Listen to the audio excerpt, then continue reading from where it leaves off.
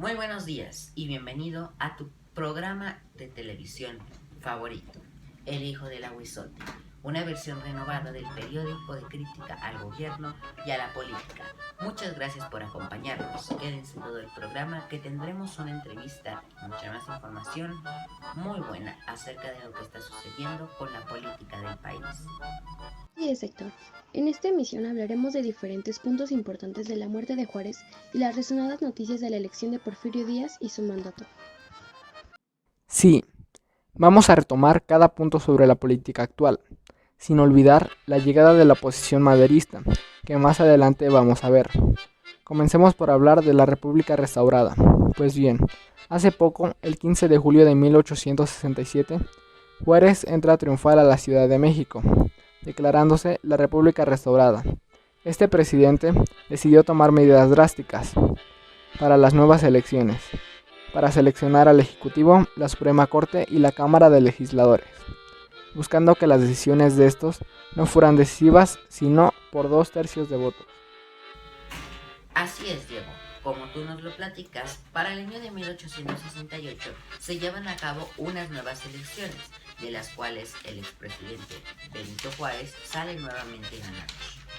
Aunque los senadores y los diputados no estaban muy de acuerdo con esto, Benito Juárez decide anteponer la orden del pueblo, que era la soberanía popular. Para las elecciones de 1871, Benito Juárez sale de nuevo victorioso. Ante esto, los lerdistas y porfiristas arman una revuelta, pues Juárez para este entonces llevaría ya 15 años en el poder, ininterrumpidamente desde el año de 1857, fecha en la que se promulga su constitución, hasta el año de 1872, fecha en la que muere. Para las elecciones de 1871, el presidente Benito Juárez se veía aventajado por los comicios del pueblo. Sin embargo, su mandato duró únicamente un año, de 1871 a 1872, debido a su inesperada muerte por una enfermedad conocida como angina de pecho. Se cuenta como dato curioso que lo único que su médico pudo hacer por los bajos avances tecnológicos y médicos que había para ese entonces fue vaciar una tina de agua hirviendo sobre su pecho para liberar un poco su respiración. Momentos después, falleció, al lado de sus hijos y con una sonrisa pero casi sin poder respirar. Inmediatamente después de este acontecimiento, Sebastián Lerdo de Tejada ingresó al poder como presidente interino al ser secretario de gobierno del territorio. Posteriormente, Porfirio Díaz proclamaría la fracasada revuelta de la Noria, la cual lleva como plan el mismo nombre que tenía esta revuelta, y que buscaría la no reelección del presidente y la destitución del presidente Lerdo de Tejada. Aquí un fragmento del antiguo plan de la Noria que buscaba la no reelección del presidente y la destitución del gobierno de Sebastián Lerdo de Tejada. La reelección indefinida, forzosa y violenta del Ejecutivo Federal ha puesto en peligro las instituciones nacionales. En el Congreso, una mayoría regimentada por medios reprobatorios y vergonzosos ha hecho ineficaces los nobles esfuerzos de los diputados independientes y convertido la representación nacional en una cámara cortesana, obsequiosa y resuelta siempre a seguir los impulsos del Ejecutivo. En la Suprema Corte de Justicia, la minoría independiente que había salvado algunas veces los principios constitucionales de este carcafismo, de perversión e inmoralidad, es hoy impotente por la falta de dos de sus más dignos representantes y el ingreso de otro, llevado allí por la protección del Ejecutivo. Varios estados se hallan privados de sus autoridades legítimas y sometidos a gobiernos impopulares y tiránicos, impuestos por la acción directa del Ejecutivo y sostenidos por los refuerzos federales. El ejército ha sido abajado y envillecido, obligándolo a servir de instrumento de odiosas violencias contra la libertad del sufragio popular, y haciéndoles olvidar las leyes y usos de la civilización cristiana en Mérida, Atexca, Tampico, Barranca del Diablo, La Ciudadela y otras tantas matanzas que nos hacen retroceder a la barbarie. La revolución de Ayutla, los principios de la reforma y la reconquista de la independencia y de las instituciones nacionales se perderían para siempre si los destinos de la República hubieran de quedar a merced de una oligarquía tan inhábil como absorbente y antipatriótica. La reelección indefinida es un mal de menos trascendencias por la perpetuidad de un ciudadano en el ejercicio del poder, que por la conservación de las prácticas abusivas, de las confabulaciones ruinosas y por la exclusión de otras inteligencias e intereses que son de las consecuencias necesarias de la inmutabilidad de los empleados de la administración política. Combatiremos, pues, por la causa del pueblo, y el pueblo será el único dueño de su victoria. Constitución del 57 y libertad electoral será nuestra bandera. Menos gobierno y más libertades, nuestro programa. Una convención de 3 representantes por cada estado, elegidos popularmente, dará el programa de la reconstrucción constitucional y nombrará un presidente provisional de la República. Que la elección de presidente de la República sea directa, personal y que no pueda ser elegido ningún ciudadano que en el año anterior haya ejercido por un solo día autoridad o encargo cuyas funciones se extiendan a todo el territorio nacional. Que el Congreso de la Unión solo puede ejercer funciones electorales en asuntos puramente económicos y en ningún caso para la designación de altos funcionarios públicos. Que el nombramiento de los secretarios de despacho y de cualquier empleado o funcionario que disfrute por sueldo o monumentos más de 3,000 pesos anuales se someta a la aprobación de la Cámara. Que la Unión garantice a los ayuntamientos derechos y recursos propios como elementos indispensables para su libertad e independencia. Que se garantice a todos los habitantes de la República el juicio por jurados populares que declaren y califiquen la culpabilidad de los acusados, de manera que a los funcionarios judiciales solo se les conceda la facultad para aplicar la pena que designen las leyes preexistentes. Que se prohíban los odiosos impuestos de alcábala y se reforme la ordenanza de aduanas marítimas y fronterizas, conforme a preceptos constitucionales y las diversas necesidades de nuestras costas y fronteras. La Convención tomará en cuenta estos asuntos y promoverá todo lo que conduzca al restablecimiento de los principios, al arraigo de las instituciones y al común bienestar de los habitantes de la República. Hacienda de la Noria, Oaxaca, 8 de noviembre de 1871. Sin embargo, tras el fracasado plan de la Noria, el gobierno de Lerdo de Tejada se volvió un gobierno estricto, que seguía las normas y constituyó nuevas normas necesarias para la estabilización del país. Para el 13 de noviembre de 1874, instauró una Cámara de Senadores, constituidos por 2 senadores por cada estado, durante 4 años en el mandato. Sin embargo, para el año de 1877, Porfirio Díaz entraría al poder bajo la bandera del Plan de Tuxtepec, que apoyaba la no reelección del presidente, redactada por los generales Fidencio Hernández, Francisco Moixeiro y apoyada por Vicente Riva Palacio y Manuel González. Así, después de una revuelta fallida por los porfiristas contra los lerdistas, este entraría triunfal en el cargo el 5 de mayo de 1877, sin haber ningún candidato disputando la pelea.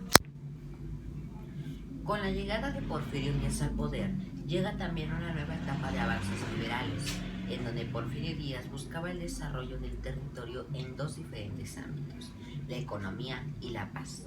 El primer gran avance que tuvimos con el gobierno de Porfirio Díaz fue la clausuración de la zona libre, zona donde se practicaba el comercio ilegal de mercancías, el contrabando y el robo de estas mismas.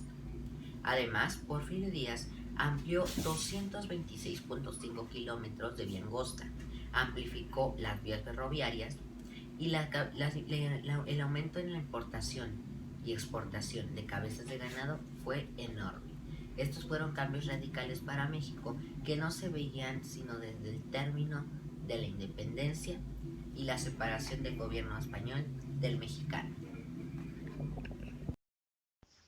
Sí, además sofocó las revueltas de Lerdo de Tejada cuando Manuel Romero Rubio, más adelante su yerno, calificó de demente al anterior. México fue reconocido por más países como una nación soberana, como Alemania, Italia, España y Francia. Además de El Salvador y Guatemala, los productos agrícolas industrializables fueron el algodón, henequén, tabaco, oleaginosas, cacao, chile, café, vainilla, garbanzo y hule. Se incrementó el consumo de carne y lácteos y se exportó ganado por 341,000 cabezas anuales, como resultado del avance económico que posibilitó la importación de pies de cría y sementales. radical para el país, ¿no lo creen? Pues no se vayan, espectadores, porque a continuación mi compañera Odalis Verónica nos hablará de cómo avanzó la economía durante este mandato de Porfirio Díaz, y más adelante la entrevista del siglo con Porfirio Díaz, que nos hablará de todo lo que ha hecho durante su gobierno y lo que espera de él. Vamos a ver a mi compañero Odalis. Muchas gracias, Héctor. Los primeros capitales fueron los ingleses en 1823, los cuales invirtieron en la minería y los ferrocarriles. El capital francés llegó en 1876 con gran ascenso hasta 1889 en ferrocarriles, bancos y cobre, alcanzando en 1910 el 6% del total invertido por ese país en el exterior. Para 1911, un 53% a 64% del capital exterior invertido en México provenía de Estados Unidos, el 35% era inglés, el 5% francés, el 4% alemán y de España el 0.37%. El capital inglés invertido en México ascendió a 140 millones de libras, el de Estados Unidos a 200, el de Francia, Holanda, Alemania, Bélgica y España ascendía a 60 millones de libras. El censo de 1910 mostró una población de 15.160.369 habitantes, integrada por una gran cantidad de indios y mestizos, mostrando las diferencias coloniales de ricos, muy ricos, pobres y muy pobres, una mayoría rural con una población urbana, con una clase media de grandes ambiciones de mejoría social y económica. El radicalismo anticlerical tendió a disminuir con la paz porfiriana y logró enfrentar a extremistas de ambos bandos, clericales y liberales. Durante este lapso de tiempo ocurrieron muchos acontecimientos, especialmente en la política. La lucha gremial mexicana partió de organizaciones mutualistas para llegar a formar sindicatos a partir del Gran Círculo Obrero de México en 1870, la Gran Confederación de la Asociación de Trabajadores Mexicanos en 1875 y el Partido Liberal Mexicano en 1906. En 1878 se inició la transición política en la presidencia de la República, para lo cual Manuel González ocupó la Secretaría de Guerra. Vallarta renunció a relaciones y quedó como presidente de la Suprema Corte de Justicia, y Potasio Tagle y Justo Benítez controlaron el Congreso. Benítez renunció públicamente a cualquier postulación, solicitando licencia al Senado y abandonando el país en 1879, al mismo tiempo que Díaz anunciaba su respeto al Plan de Tuxtepec y renunciaba a la reelección. El primer precandidato fue el zacatecano Trinidad García de la Cadena. Benítez regresó de Europa y desencadenó una larga lista de nombres que terminaron en Manuel González, quien renunció a la Secretaría de Guerra. Manuel González resultó triunfador en 1880 con un total de 11.526 votos. En medio de escándalos y acusaciones de fraudes, su gobierno continuó la labor de Díaz de consolidar la paz, conciliar a todos los grupos e impulsar el progreso material de la nación. Díaz continuó en el gobierno en la Secretaría de Fomento y luego se retiró a Oaxaca como gobernador, puesto que abandonó al iniciarse la campaña para suceder a González. Los campesinos e indígenas iniciaron revueltas que exigían restitución y reparto agrario, el más serio en Yucatán, Sonora y Morelos, sumando a las demandas de tierras un rechazo a las condiciones de vida de los trabajadores asalariados de las haciendas. Además de los disturbios, la oposición parlamentaria de Salvador Díaz Mirón, Alberto García Granados y Guillermo Prieto, a los que se sumaron Justo Sierra, Francisco Bulnes y otros legisladores. A multas de 1883 y con la crisis existente, todos se preguntaban por la sucesión. Emergiendo en la lucha por la presidencia del propio Díaz, García de la Cadena, Ignacio Vallarta y Vicente Riva Palacio, mientras el del grupo gonzalista no pudo ofrecer candidato, por lo que Díaz apareció como el salvador. Ambos del movimiento reformado tuxtepecano, en ocasiones en el que ya nadie recordaba la no reelección. Díaz fue elegido para un nuevo periodo presidencial por 15.776 votos contra 289 de otros candidatos, con los que se proyectaba la suerte del país hacia una nueva dictadura. Al término del periodo de Manuel González y al no haber otro candidato disponible perteneciente a la oposición de los gonzalistas, Díaz se proclama, al ser el único candidato, como el presidente del país, en un periodo de 1884 a 1888.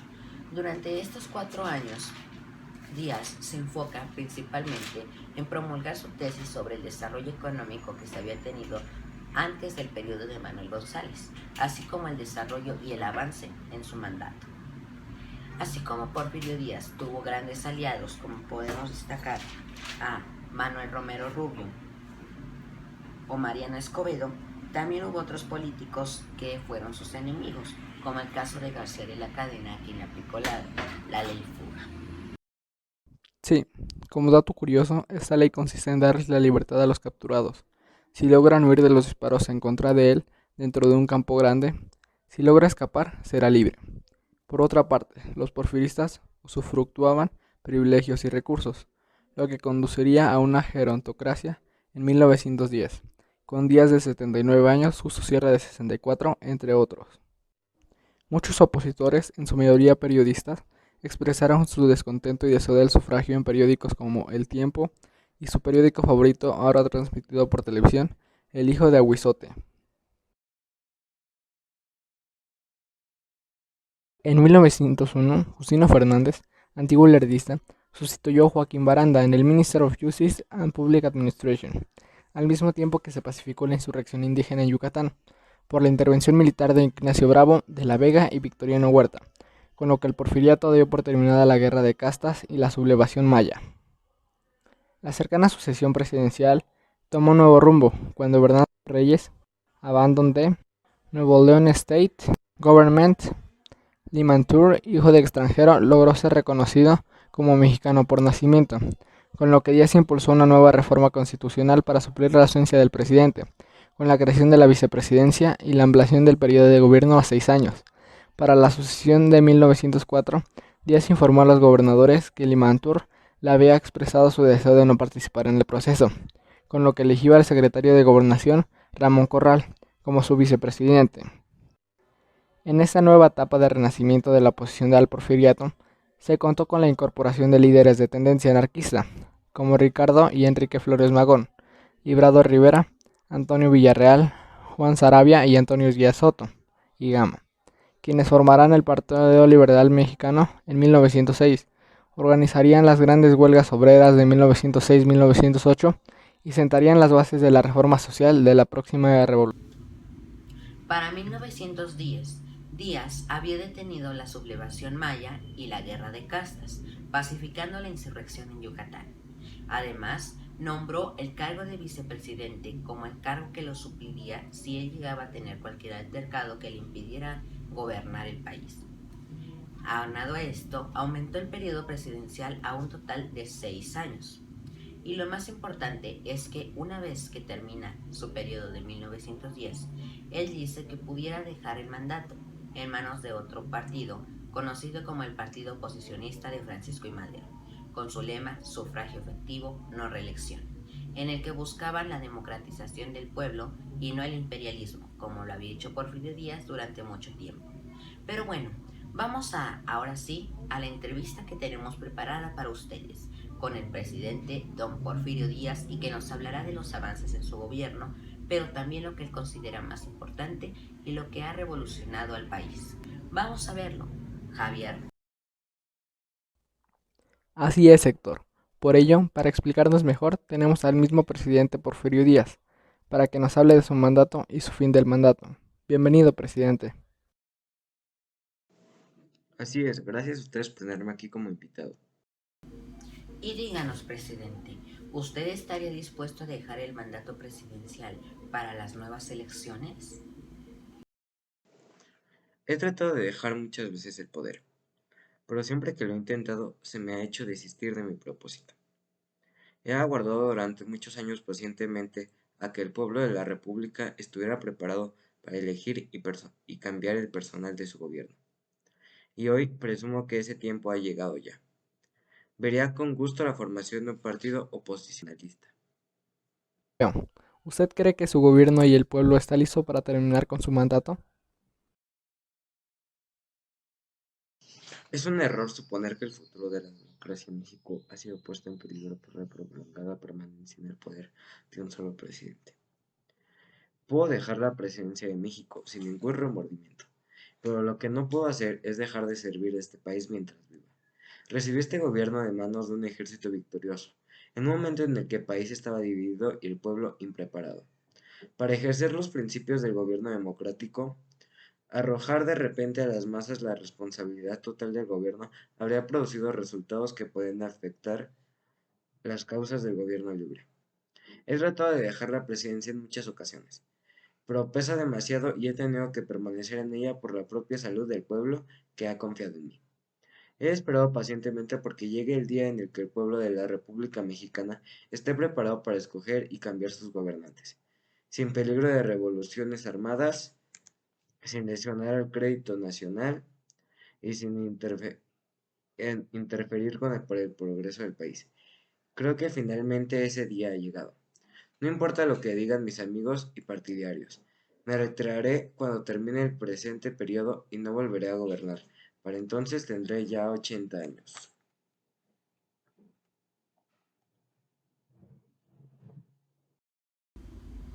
Cuéntenos, presidente, ¿qué le diría usted a la población y a aquellos partidos oposicionistas que vienen para las próximas elecciones?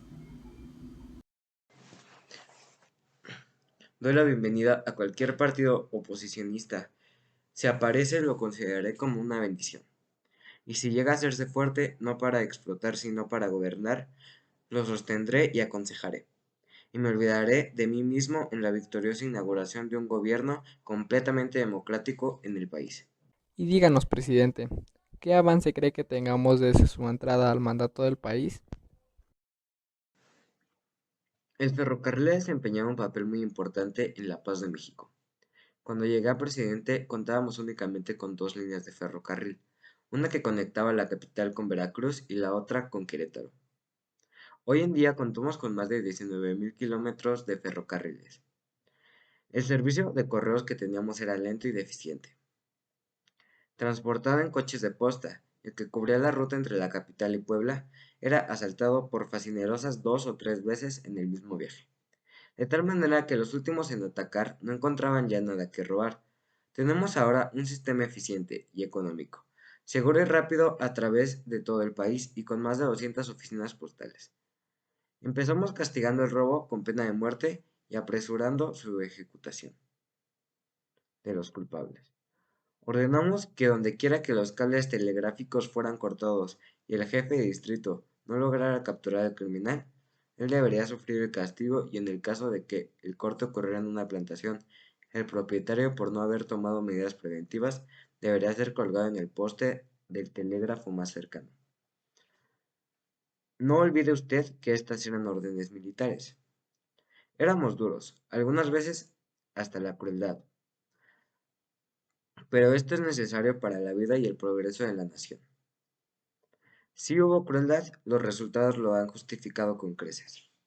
Fue mejor derramar un poco de sangre para que mucha gente se salvara. Lo que se derramó era malo y lo que se salvó bueno. La paz era necesaria, aun cuando fuese una paz forzada, para que la nación tuviera tiempo de pensar y actuar. La educación y la industria han llevado adelante la tarea emprendida por el ejército. Para finalizar, presidente Díaz, ¿le gustaría dejar algún mensaje para la población y los espectadores?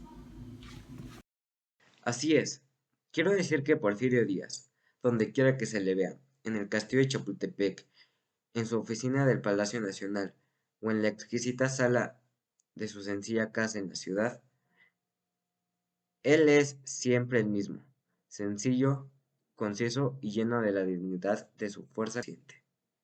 Muchísimas gracias, presidente, y gracias por su estadía. No nos queda más que agradecerle por habernos acompañado el día de hoy y a ustedes también, espectadores, pues nuestro programa ha llegado a su fin. Desafortunadamente el tiempo se nos ha acabado y volvemos mañana por el mismo día. No olviden sintonizarnos solo por El Hijo del Aguizote, un periódico del Porfiriato renovado y ahora por televisión.